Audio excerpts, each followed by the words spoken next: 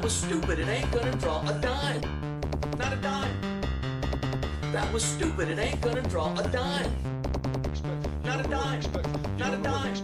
Not a dime. Those guys never drew a dime. Not a dime. That was stupid, it ain't gonna draw a dime. Not a dime. That was stupid, it ain't gonna draw a dime. Not a dime. Not a dime. Not a dime. That was stupid, it ain't gonna draw a dime. Not a dime. That was stupid, it ain't gonna draw a dime. We are back! Never drew a dime. Right here on Hibiki TMD. It's my pleasure, my privilege, and just quite frankly, always an honor to welcome back once again Drew Ortman, coined after the show himself. What's going on, man? Welcome back. Where can everyone catch you? How you been? Hey, man. Everybody can catch me at Drew Ortman on the Twitter machine, and I've been fantastic. I've been really excited to do this show. Our last couple were some of my favorites I've ever done, so it's going to be better than ever. It's going to be a beautiful night. But before we get to that, as always, follow me on Twitter at the Hibiki TMD. Hit that subscribe right down below. And I promise you guys, before we get to the show tonight, we are eventually coming back to Grapple Vision for our world-class review series. Just don't know when, but it's coming, so look for that. And Drew, I know you're, for anyone interested, there's a big change with your website if you want to tell anybody. Yeah, absolutely. We had a little problem with a domain transfer and whatnot on the site, but we've been planning a rebranding anyway, so that just kind of pushed it forward. And still working away on that, but it'll be up any day now, and that will be prowrestlingjournal.com, where you can find everything you can find in Kayfabe Today and more. There you go, there you go. So guys, make sure you get over there and everything's squared away and check out Drew's site. This and other select content over there, all the goodness. But this has become a little select series, signature series in itself. The Life and Time series continues this week, Drew. And another one of Drew's guys this week. Drew, I know that you beat me this time. You beat me this round in knowledge of our inductee this week. Who do we got on tap this week, Drew? This week, and Travis, right now, can you hear that theme music like starting that bass line just kind of hitting from the Midnight Express? We're doing one of the all-time favorites of WCW, Beautiful Bobby Eaton. Beautiful Bobby wrestler extraordinaire. One of the unsung heroes of the glory days of professional wrestling, in both of our opinions. I don't even got to say for Drew because I know he agrees.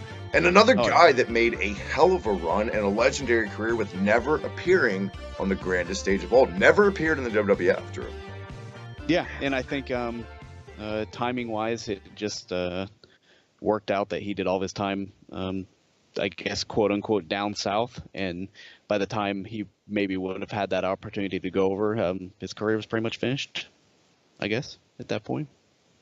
And I don't think he regrets it either. I think he wasn't one, obviously, just the territory came up where he was born, his upbringing. He wasn't a corporate guy. He wasn't he was a working class man. And he probably preferred that, I don't want to say lax schedule, but not that tight-knit, corporate environment that WWF became by then.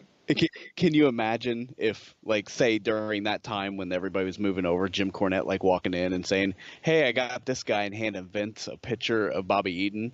Like, oh, God, Vince look does, at him. Yeah, look, what is that? Vince does the, the gif of Jim Carrey from Dumb and Dumber where he's throwing up in his mouth. He does that. Yeah. Extra ketchup. Poor Bobby Eaton. Never an Adonis body-wise, but quite frankly, didn't need to be because he's one of those guys. I put him in that class, and I don't feel like your, quote, professional journalists, your Meltzers, your Alvarez, your Kellers do it enough. I put him in that class with guys like Tiger Mask, Dynamite Kid, guys that were revolutionary to the business, like a Too Cold Scorpio. He just came a little bit later than a Tiger Mask, you know what I mean? But never gets the credit for what he did. I always equate Bobby Eaton, Drew, in those days with the Midnight Express in the 80s. He was the 80s version of Jeff Hardy in a way. This mysterious guy, he never spoke, did crazy things for that era that you'd never seen. Just great, high octane, pal. High octane work style. It stood out. And it's wild that I've seen, I don't know, it feels like hundreds of Bobby Eaton matches. He was all through that era, even going back watching all the old stuff later. And to this day, he talked so little that I can't exactly remember what his voice sounds like. Yeah, it pretty much like Kevin Von Erich. Yeah, that's true. That's how I'm going to imagine it from now on, at least, exactly like that. And you know what? That dynamic where I mean, Condrey, Dennis Condrey, his original partner in the Midnight Express, he Mhm. never really talked a lot either. It was always Cornette. But when Stan Lane came in, see Stan Lane, which is pretty much everyone's preferred a version of the Midnight Express, unless you're Jim Cornette, probably. But that's probably Yeah, your preferred version too, with Stan Lane, I'm assuming. absolutely. See, And Stan it's Lane would cut promos. And it was that great balance with, that one guy didn't have to, where the other did, where with the Rock and Roll Express too. Robert Gibson barely fucking talked. It was always Ricky Morton. And it was that fine yeah, balance. And that mystique drove the girls even more crazy for Robert Gibson, I feel like. absolutely. And also now that you mentioned it, I think I liked the Bobby Eaton Stan Lane version. That's the first one I was introduced to from wherever it was, videotapes or whatnot. Yeah. And did you ever have that feeling like you saw that and you saw Stan and Bobby and they were supposed to be beautiful and sweet and like these, you know, whatever, and thinking that at that time, I mean Bobby, whatever, but the two of them together, like, okay, yeah, I guess I can see that kind of. Stan's a good looking dude, whatever. And then it goes back to where you find those older tapes with like Dennis Condrey being the original, and you're like, what the fuck? Yeah. Like, really? Is that their dad first? Yeah, right. Like, yeah, totally. Totally. It Yeah, Maybe that was the irony of the gimmick at first to make because yeah, Kanji would wear like the sex bow tie like he's in fucking Well Done or something. You know what I'm talking about? He would yeah. dress like a Well Done reference. I've done podcasts for 3 years. That's the first time I've ever referenced Well Done. I promise. Anyway, he would dress like a male stripper, but the irony was he was disgusting. Not to be disrespectful, but he wasn't that. He didn't fit that mold, and I think that was the irony of what made him a heel team to begin with.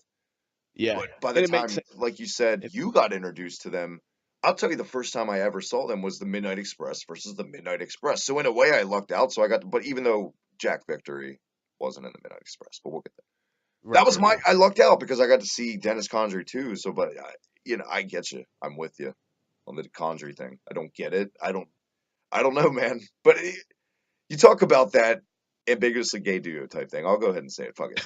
Sure. You Yeah. cannot help that when you go back and see teams like the Fabulous Ones, the Fantastics. It's the eight. The hair doesn't help. I No. feel like if they didn't have those poofy glam mullets, it wouldn't be that bad. We wouldn't think that as much.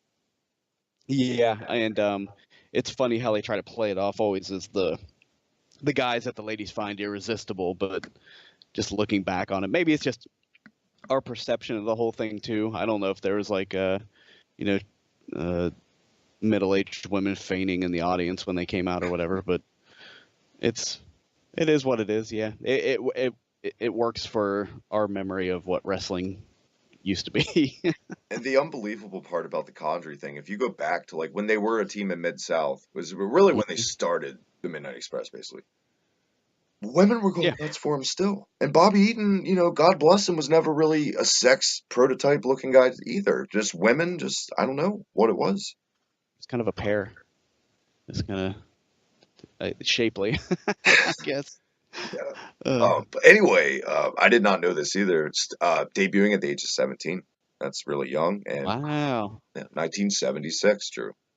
In Alabama? I believe so. It says NWA Mid America, so I'm assuming. Um, Huh. Wow. 76. yeah. That's crazy. And a couple years later, would team with guys like Lanny Poffo. They would win the NWA Mid America Tag Team title from Gypsy Joe, who's become notorious now, and Leroy Rochester. No clue. We'll get to that. Sure. Together, Eaton would held titles with other partner Nick Goulis' son, promoter Nick Goulis' son George Goulis. They were a tag team. They won the title 3 times. Nepotism at its finest. Wow. And then this is actually during their time as a team here, the two were involved in a storyline feud with Terry Gordy and Michael Hayes before Gordy and Hayes became famous under the name Freebirds. So during this angle with Hayes and Gordy is when they coined the name Freebirds in 78, 79. So there you go. I didn't know Eaton was a part of that. But Yeah, I had no clue about that. Actually, a lot of this that you're mentioning right now, his early career, I had absolutely no clue about. yeah, he did a That's awesome. lot. I'd always assumed he started in Memphis, Continental. But no, he Hmm. did a lot here. Would have matches, feuds with Wayne Ferris and Larry Latham, which were legendary team down there. Obviously, the Honky Tonk Man and Moondog. Mm-hmm. But yeah, let's Sure. get to the he finally made his way to Memphis and all that good stuff, Drew, in 1980. When Nick Goldust's promotion closed down due to dwindling ticket sales, it says here. But for Jerry Jarrett, now, we haven't ever really talked a lot about Memphis on this show in general. Bobby Eaton Yeah. fits the mold of a Memphis wrestler, totally, my opinion. Oh yeah. You think of Memphis wrestling, and that's one of the names that just pops up in my head automatically. Just that area, and yeah, he kind of fits in, I think, well with that whole Jerry Jarrett type booking and territory. This is the greatest sentence, Drew, I'm ever going to read, probably in the history of this show. I don't know. We've had some zingers, but here I go. Yeah. Eaton's most successful tag team in this time in the CWA was his partnership with partner Sweet Brown Sugar. The team's name was the New Wave, and they went on with their manager Jimmy Hart, winning the titles. Yeah, they would later split up, and then Eaton would beat Sweet Brown Sugar in a loser-leave tournament. I just wanted to keep saying Sweet Brown Sugar. That's amazing. Sweet Brown Sugar. Yep. Pull that one off today. The team would actually reform later on as heels and had a program with the Fabulous Ones. So there you go. And the Fabulous Ones, who was that again? I get those teams. Stanley and Steve Kern. So there you got the Midnight Splash and pre-Midnight Express right there. That's it. The Fabulous Ones and the Fantastics, just the team name-wise, sometimes I get a little backwards. What's great about the Fabulous Ones, too, if you fast forward 10 years from now, one's a clown and one's an announcer in the WWF at the same time, which is wow. That's amazing how fabulous they became. But I hope you brought your fork and your knife, because it's time to get to the meat and potatoes. The formation of the original Midnight Express. Mid-South Wrestling, Bobby Eaton, 3 years in Memphis with that. That was a nice little run. But in 83, going up there with Watts. Now, have you seen a lot of footage? I mean, going back now of them in Mid-South? I'm starting to, yeah. A lot more than I had seen before a lot of it got on the network. And YouTube, for that matter.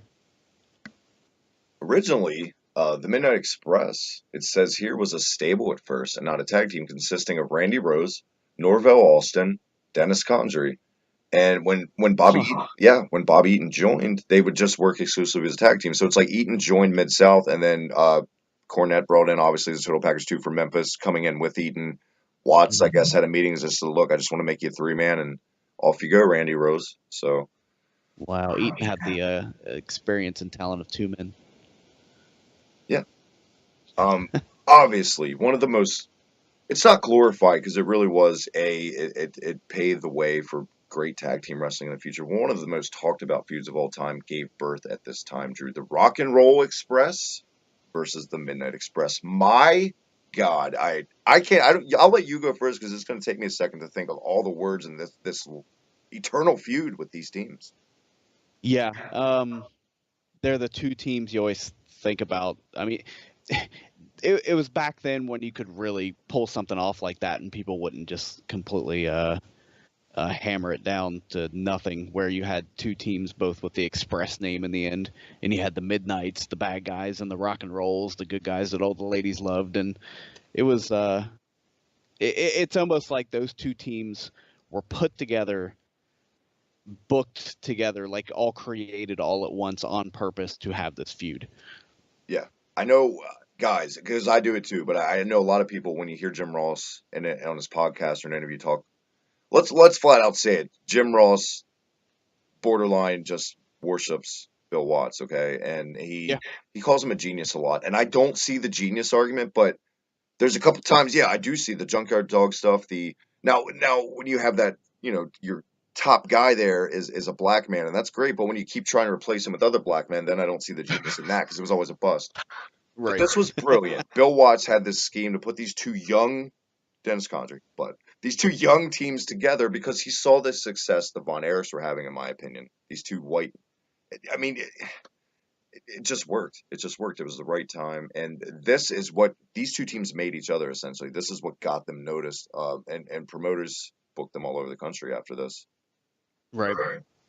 Yeah, and that was something that could, like you said, it was almost like, I don't know if it was like the only time this happened, but like the big thing where usually it was the world champion that did that traveling and was like the big show, but this time it was like the tag team titles, and these 2 this feud. I mean, God knows how many times you think these two teams wrestled over the years.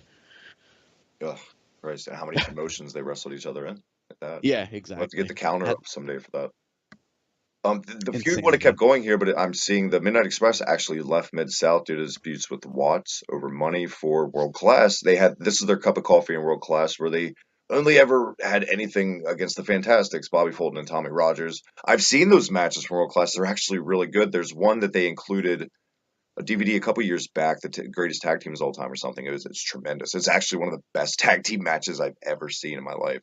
If you haven't seen the Fantastic, Really? yeah, if you've never seen that match, check it out. It's really good. That's awesome. And I've been trying to catch up on that. I think I mentioned it on one of our earlier podcasts, but Bobby Fulton lives where my hometown, where I'm from. Oh, that's great. You should reach out to him. Like, hey, Yeah, I that'd be know wild. unfortunately Tommy Rogers is no longer with us. I will say, Mm. as much as we're going to say the Midnight Express doesn't get enough credit, even more so with the Fantastics. Even more so. Yeah, yeah, absolutely. They just they hit at a weird time, I think, just with all the teams. Kind of got lost in the mix.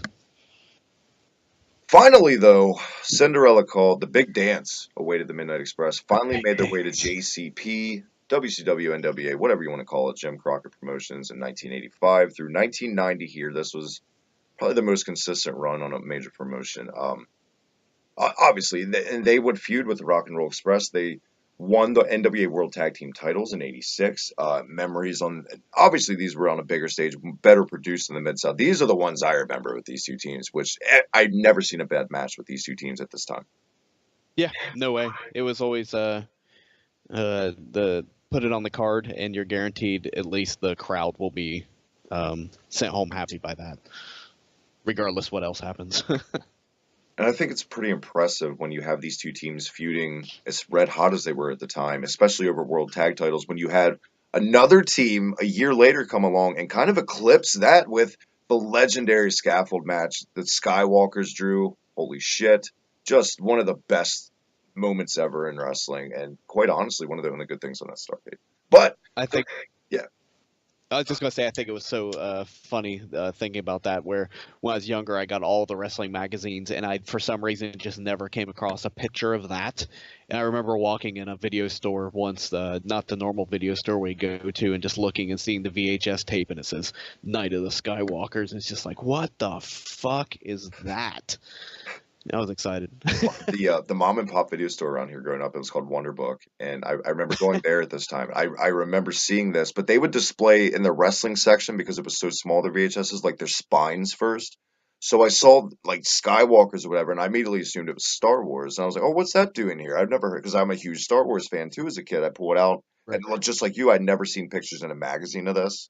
So yeah, I was blown. I was like, I needed to know more. I'd never seen anything like this because I had come up on WWF stuff my whole life, and they never did scaffold matches ever. Nothing. No. And another thing that you never saw them do either, not unless it was like a big super group main event thing, but you never saw them do like the tag team champions as the main attraction of the card. Never. Never. Yep. Christ, you wouldn't see that come along till the LOD, I think, came there, and it got that boost. I mean, the Bulldogs and the Hart Foundation were doing their thing, and it was popular, but when people don't understand, this is the time, and there's never been another time like this where tag teams could main event like the LOD because of the LOD. Let's be honest. Exactly. Yeah. This match, I mean, everything about this. First of all, guys, let's be honest. There's no such thing as a good scaffold match. You can't do anything. You can't. Right. Yeah, it's really hard to do anything. The, I know, Drew, you have it. I've seen numerous documentaries talking about how Road Warrior Hawk's leg was actually broken and he didn't know it. He like fractured or something in Japan, broke it like the week before something because he was wrestling over there. Right. He almost fell because the scaffold wasn't put properly together when Road Warrior Hawk was climbing up at the beginning of the match. It like came loose and he could have died. And Animal kind of like boosted him so he wouldn't. Hawk kind of didn't work a lot of the match, obviously, because it was like, but to his credit, one of the toughest fucking guys ever just for being there. Yeah. But the infamous thing, nobody will ever remember this thing anymore for Jim. And we can't have a Bobby Eaton episode. I feel like we're not talking about Cornette enough. So here's our chance. Just what he added to Bobby Eaton in the Midnight Express, and just this spot here where he blew both his fucking knees out, Drew. Oh yeah, and I saw that. I forget what I was watching, but just a couple days ago, watch that spot again. And it's cringeworthy. Yeah, For sure. yeah. It just the Girl Scout shriek that he does, and Yeah. oh, Bubba. And you'll be wearing Adidas jogging pants for the rest of your life. Yeah. But yeah, besides that, it just the atmosphere. The atmosphere of this was tremendous. The crowd was white hot. The vignettes to this with the LOD at like a construction site throwing watermelons off was more for the time, very morbid and well done. Yeah, yeah, that was perfect. And quite frankly, not a company known for their good vignettes when they tried to do them. Right, But right. what else can you say about this match, Drew, that really hasn't been said? I mean, if you haven't seen it, I know a lot of people were hesitant on old stuff, but you're doing yourself a disservice. If anything, just to see it, just how hot crowds were as opposed to now, that is worth checking it out. If anything, Yeah, yeah, it's good to watch once. I'd put it that way, at least once. but not to be bitter, let's get a little sweet. Sweet, because right after this, in early '87, Dennis Condrey left for undisclosed reasons. It says here. I don't know, maybe child support. Sorry, Dennis. Sweet Stan Lane, Drew, finally came in. The best version of Midnight Express would happen.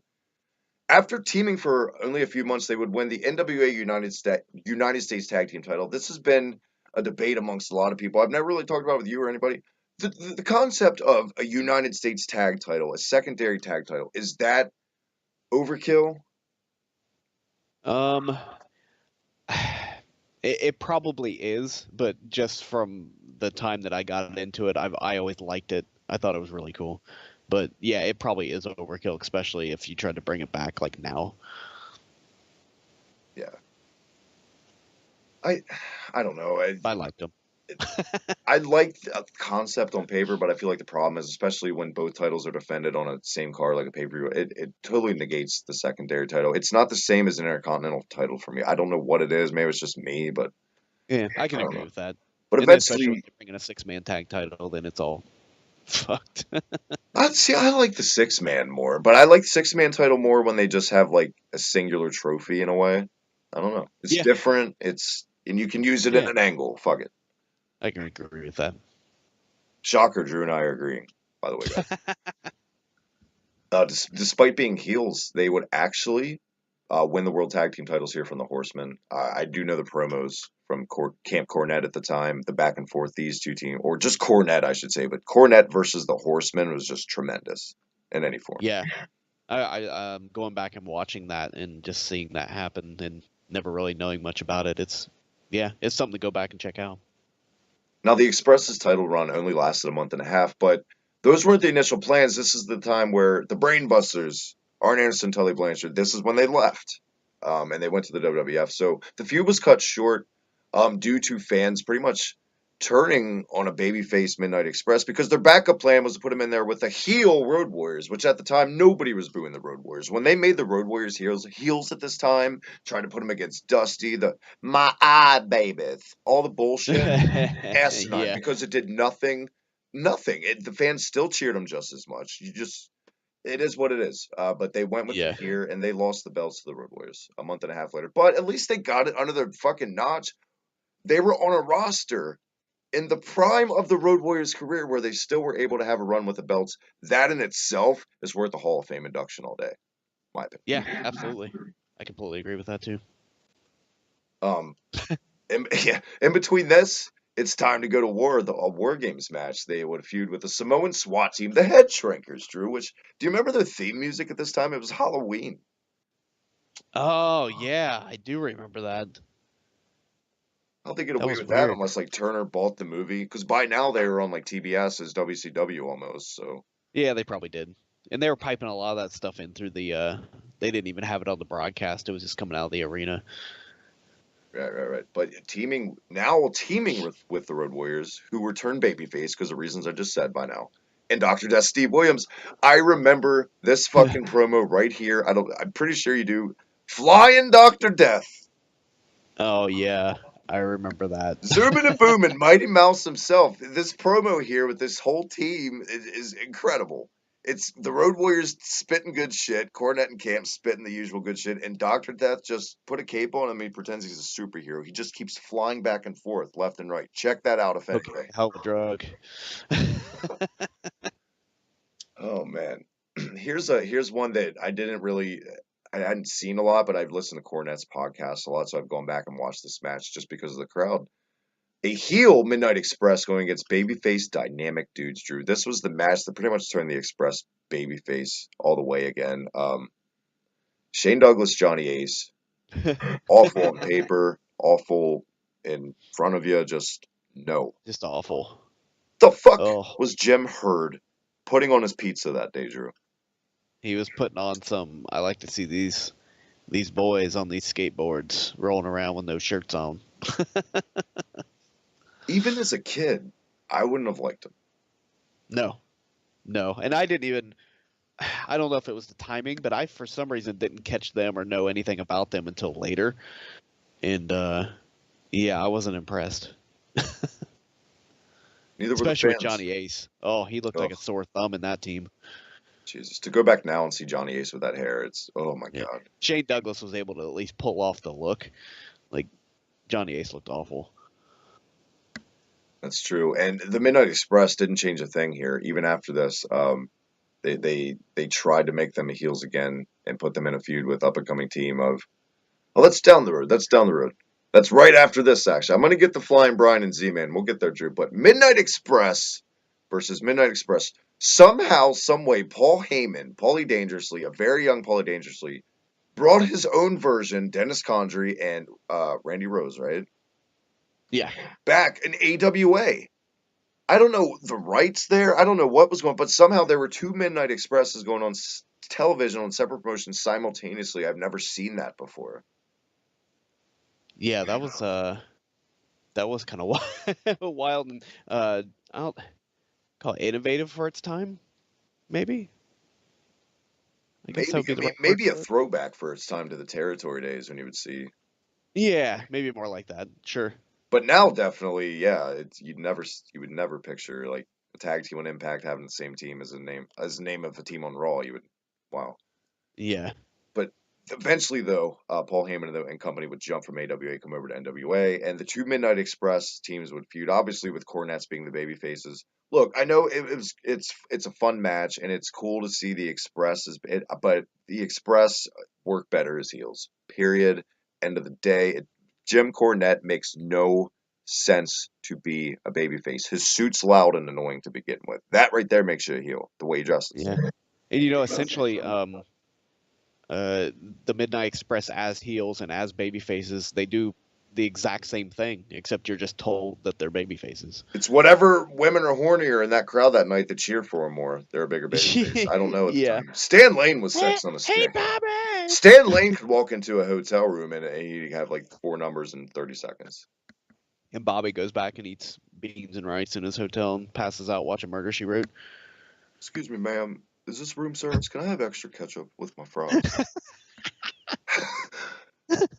Oh, he eats them off his belly. Right, his Oh, tights poor in bed. Bobby. Dips them, puts the ketchup in his belly button and dips them. Little dipping tray. Oh. Oh, this match. That's good. This match. What have we done?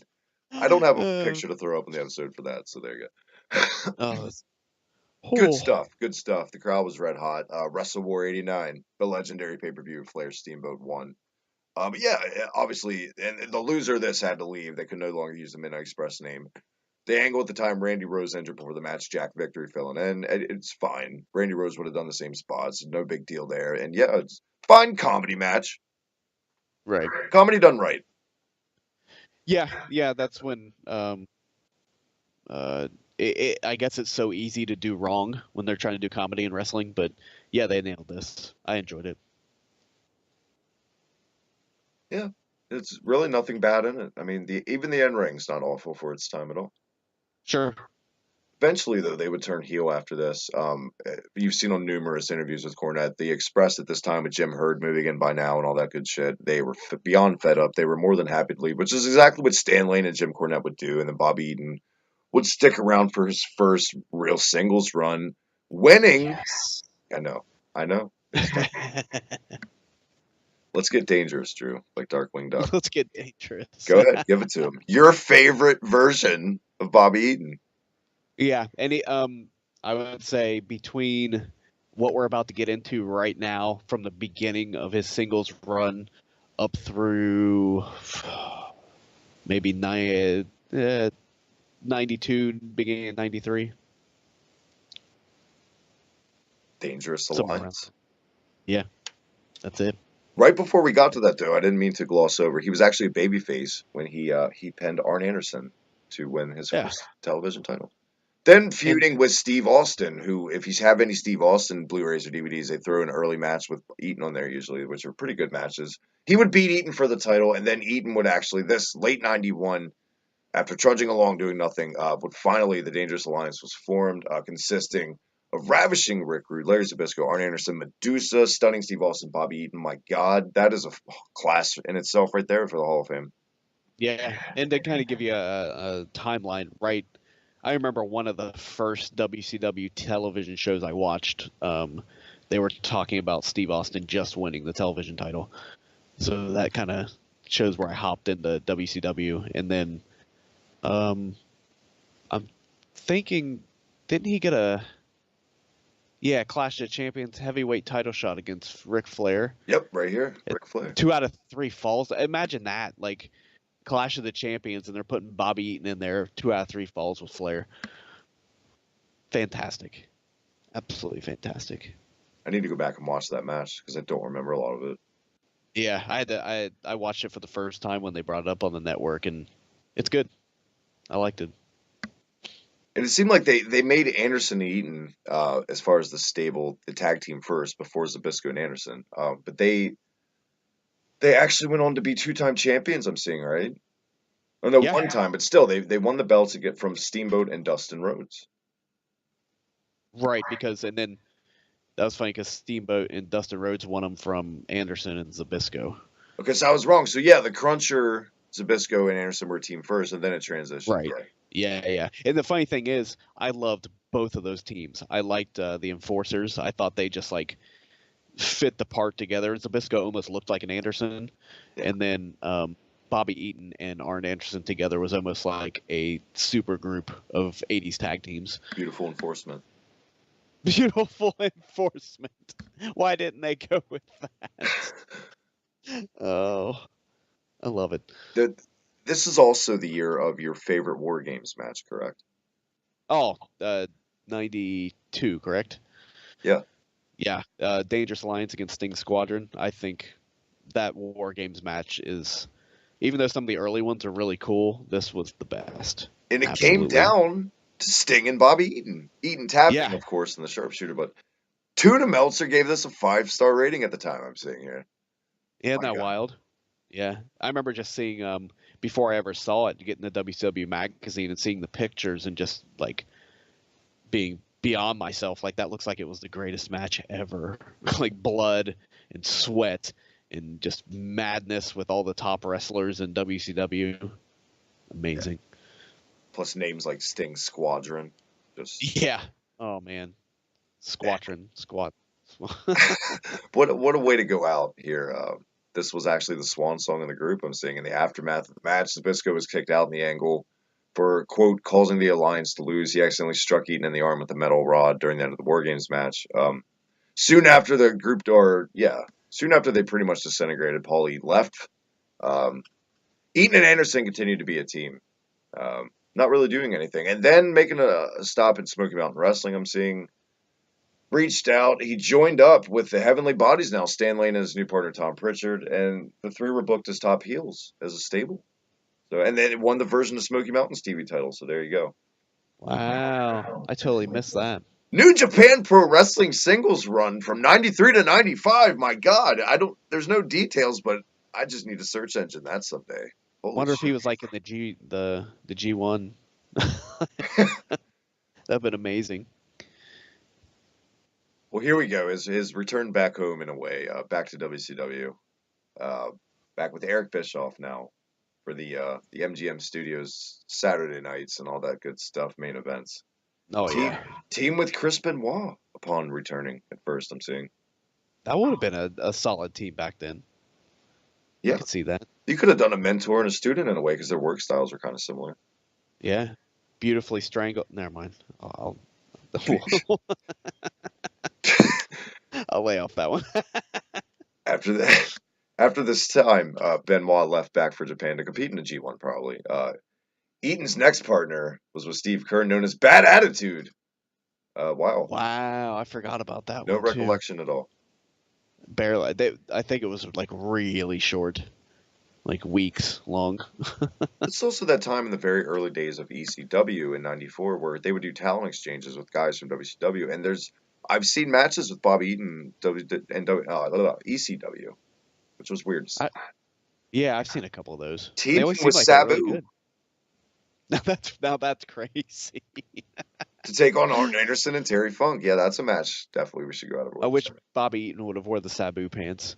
Oh my God, holy shit! When he did an Alabama Jam, he would like glide for a second. Yeah, he would just float ever so gently down. Somehow, some way, you have one of the greatest tag team technicians, workers, whatever have you of all time. A guy just sitting there with proven success. You could have put a TV. He's a solid TV title guy, right? Never going to be a top Sure. guy. But so what do you do with him? You make him British? British. What? I remember that happening, and it was just seeing that look on his face he had from that point on was just priceless. Absolutely priceless.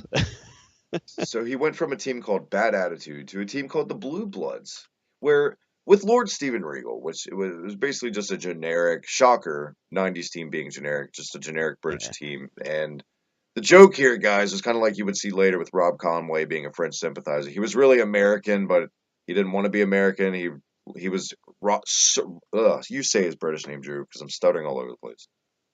For Earl Robert Eaton. Yes, which is awesome, honestly. Yeah, I love it. And the look he got, and just the way they molded it. And it was funny because he would be coming out, and him and Regal were like some of those like IOA talkers, and you'd hear him like yelling at the crowd, but it's like he couldn't even begin to try a British accent. Like it just wasn't going to happen. Just don't let him talk. Just stand there. Yeah. Yeah. Originally, I did. The more you know. Once again, the group was actually supposed to be originally him, Regal, Jean-Paul Levesque, who we all know as Triple H, and Sherry Oh Martel. yeah. Sherry Martel was the valet, who obviously Wow. would go with Harlem Heat instead. I couldn't have seen that with Sherry at all. That made No, no sense. she wouldn't have worked. I'm very glad she went with Harlem Heat too, because that was an awesome run. Their first feud being against the Nasty Boys here. I'll tell you this: if I see these matches, I usually skip them. I do too. But for the Absolutely. sake of the I'd say show, skip the nasty match. yeah. Just saying. For the sake of the show, we should probably torture ourselves and check out at least one. Because it's not getting any better. They would also feud with the stud stable, Bunkhouse Buck and Dick Slater, which made even less sense because you've got two heel teams now. But they did actually have a feud for the World Tag titles with Harlem Heat, but they never won the belts. So I thought they did win the titles. They never did. Huh. I kind of thought they did too. That's weird. Yeah. Well, winding down here, later that year, William Regal, would later win his first singles title, winning the World Television Championship. Not long after, Bobby Eaton was turned on the group and phased out. It would just be Squire Dave Taylor now, who was the third member in the group all along in Regal. And this was like this weird vignette you and I were talking about off air. Like I'm glad you remembered it because they would it was just like broken Bobby Eaton after this, like just depressed in diners. There's a vignette on a 95 episode of Nitro or 96 somewhere where he's eating fries and sad and he asks for extra ketchup. And forevermore, Bobby Eaton was the ketchup guy. And it's so much funnier when we talked about it off air at this point. But that's it. That's after this, just an appearance in a WCW Mayhem game and on N64. Just Saturday night appearances for the most part, right? Yeah, he was the utility man after that. He was cleanup hitter. He was your standard WCW pro main eventer at that point. And man, I'll tell you what though, I'll come across like in the early Nitro days, even the mid Nitro days, catching like a worldwide with him just in some match with somebody completely random. Man, they're still fucking great matches. Yeah, yeah. There may or may not be a match with him in like a Young Edge when he was like Damon Stryker or whatever. I know there's a Right. WWE guy there he had a match with on like a pro somewhere. Sexton Hardcastle. Sexton Hardhouse, yeah. But after trudging through pretty much just this, WCW pro career, which gets you money, fine. If they want to pay you for that, more power to them. Lax schedule. He actually began phasing into training guys at the power plant, which was their answer to the performance center at the time, if you're not familiar, and started to be a road agent for WCW until he was released in early 2000, I guess, before the Eric Bischoff Vince Russo reboot and due to budget cuts and all that. And quite honestly, by this time in 2000, look, I love Bobby Eaton. I love his work style. I love the Midnight Express, but never a guy that ever tried to give two shits about evolving his character for catching up at times. Yeah, no doubt. He was just going to do his thing, and if they didn't like it, fuck him. I'll leave. Yeah. And here's something that it's on here you probably think I wouldn't have remembered. I actually do remember his one-off appearance at ECW in 2000, around Heatwave 2000 time. Like he assisted Kid Cash or something like that. I remember. You remember that Wow. at all? No, I didn't catch that one. I'll have to go back and find it. Yeah, the crowd went apeshit. And then after that, he was off. He was off all major promotions. Obviously, the closing of WCW and ECW. WWE never picked up Bobby Eaton, so you can rest easy. He went on to the Indies here up until 2015. Holy shit, I thought he retired years ago. Wow. That's a 40-year career. And he lost to Ricky Morton. In 2003, I did not know this. Worked for NWA Mid-Atlantic, forming a new version of the Midnight Express with Ricky Nelson. So check. Wow. You guys looking at the Singer? picture now. I had no clue.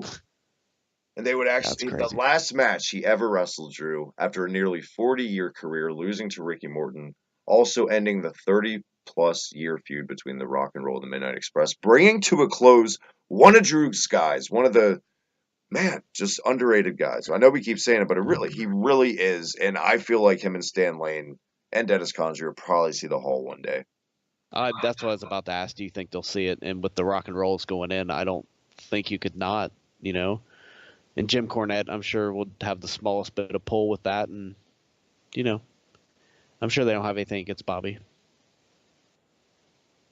Especially if they aren't there. Yeah, I totally agree. I was just seeing here, and after this, there were two scares in his real life.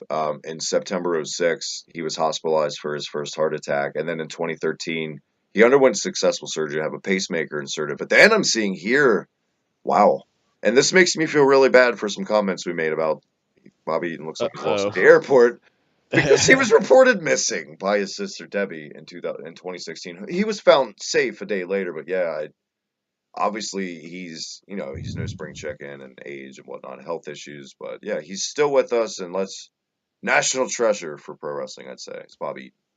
Absolutely. And you always like to hear, had the reputation, like one of the best reputations in the business all time. Oh yeah, totally. And if you don't believe us, listen to any Jim Cornette podcast, because yeah. And by the way, the fact that his move was the Alabama Jam and he had a 40-year career, damn. With some jelly on it. Yeah, we didn't even bring up the name of his finisher. The Alabama Jam, a leg drop from the top rope. One of the most awesome names for any finisher. Not to be outdone by the Alabama Slam. I think it's just Alabama makes anything sound better. Absolutely. If you got a southern twang like a Hardcore Holly or a Bobby Eaton, you're golden if you use Alabama. And your finisher name, speaking of finish, Drew, we're out of time. We done it. Beautiful Bobby is in the books, man. Fucking great, man. This was awesome. One of my favorites. So glad we did it. Yeah, hell yeah. And all you guys like J Bach and all you guys listening and love this show, sorry for the little mini hiatus. We are back, though, I can assure you. Look for more of this and the same next week. Maybe a few surprises, a guest down the road, Drew. Ooh, I'm down. Who knows?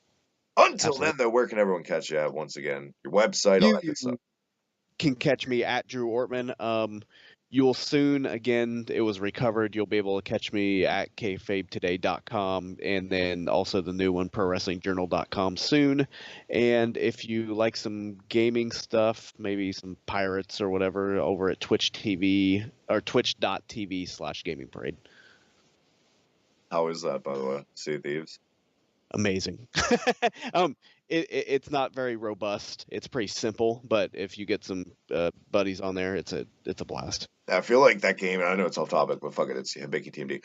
I feel Yeah. like that game's a case of play it for yourself because I've talked to a couple people now who, in my opinion, are very credible with their reviews on games, and they've enjoyed it. So Yeah, absolutely. You definitely have to have some people to really voyage with to make it a really good time because it just gets really funny. But yeah, it's great. right on, right on. Thank you, man, for joining me once again. Always a pleasure to have you, Jiro. Yeah, thanks, man. I appreciate it.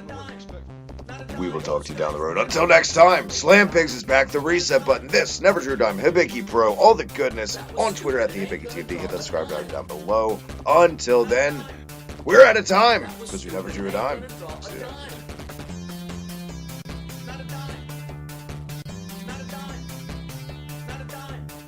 That was stupid. It ain't gonna draw a dime.